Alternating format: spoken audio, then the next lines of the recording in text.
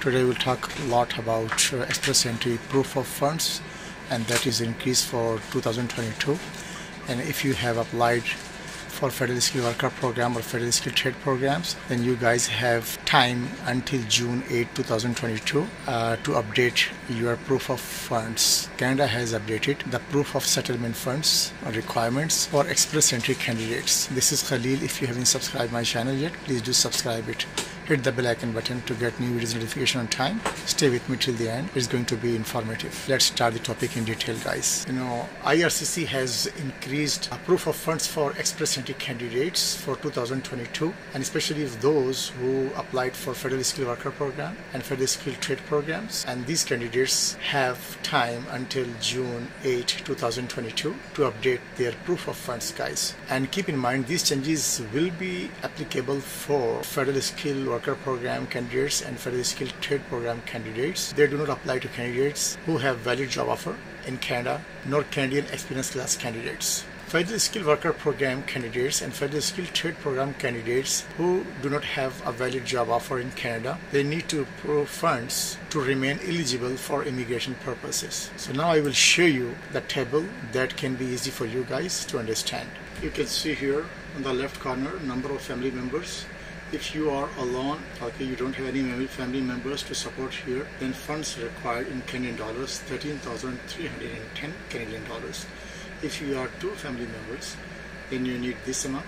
If you are three family members, you need 20,371 Canadian dollars. If you are 4, 5, 6 family members, so you have to go according to these numbers. But keep in mind, if you are more than 7 people, so additional family will bear the cost of 3,586 Canadian dollars each. So this table helps you understand completely how much amount exactly you require to sustain and support yourself and your family members in Canada. And guys, keep in mind, you have time until June 8, 2022 to update your profile if you have less than the above amount shown on your documents. Updating your profile does not affect the date and time that IRCC had received your profile. This is important for when IRCC implement the tie-breaking rules. The candidates who have minimum comprehensive ranking score only receive invitations if their profile was received on